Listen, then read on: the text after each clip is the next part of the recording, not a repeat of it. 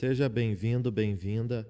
Hoje a gente vai falar sobre as principais modalidades expressivas em arte-terapia. Para você que ainda não sabe o que é arte-terapia, tem um vídeo falando sobre isso. E para você que já assistiu ou já sabe o que é arte-terapia, vamos então falar das modalidades expressivas, das principais, né? Existem diversas.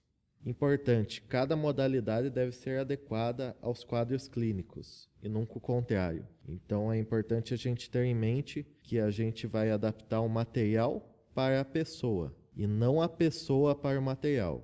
Por exemplo, se uma pessoa não tem habilidade, não tem aptidão para fazer teatro, você não vai forçar ela a fazer teatro. Você vai achar uma modalidade que se adeque mais àquela situação da pessoa.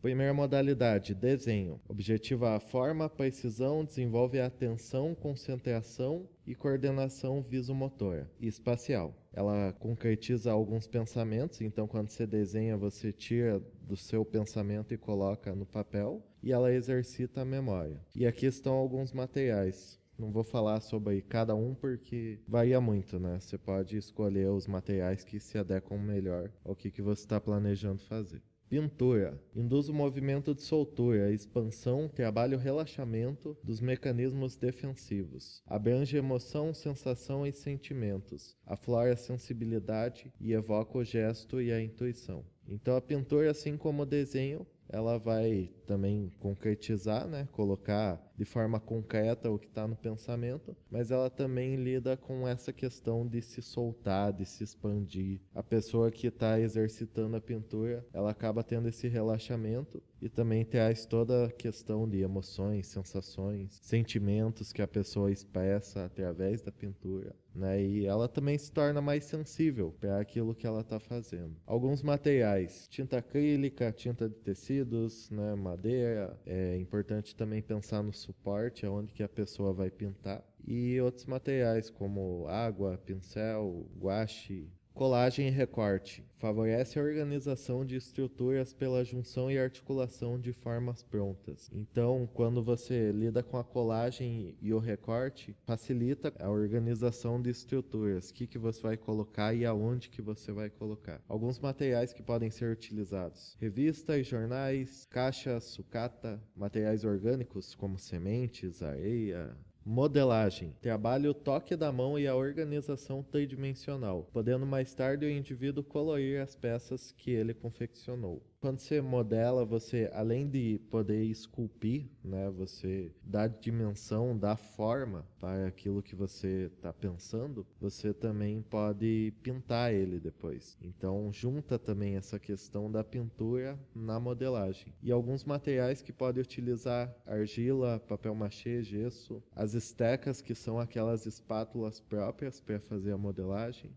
Construção. A construção compreende edificar, estruturar, organizar e elaborar. É uma atividade que requer níveis melhor elaborados que os de atividades bidimensionais, então exige mais do indivíduo. Para realizar a construção, a gente pode utilizar materiais como madeira, sucata, tecido, caixas, papéis, arames. Teatro. Permite a experimentação de novos papéis, trabalha na criação de histórias, personagens e figuras e facilita o entendimento das mensagens e informações, tanto pelo profissional quanto pelo usuário, por quem está fazendo o teatro, quem está participando. Alguns materiais que podem ser utilizados, né, também tipos diferentes de teatro. Pode ser realizado com marionetes, fantoches, bonecos, máscaras, origamis. Então o teatro não precisa ser necessariamente a pessoa atuando, mas ela pode utilizar de alguma forma, algum recurso para fazer essa atuação. Tabuleiro de areia. Permite criar cenas tridimensionais em cenários ou desenhos abstratos em uma caixa de areia. Então você tem uma caixa de areia e tudo acontece em volta dela. Essa caixa de areia serve como um cenário para você criar alguma composição ou uma história de repente. Então você poderia também aliar o teatro ao tabuleiro de areia, fazer um teatro dentro do tabuleiro. Algumas ideias de materiais: seria necessário o tabuleiro, a areia.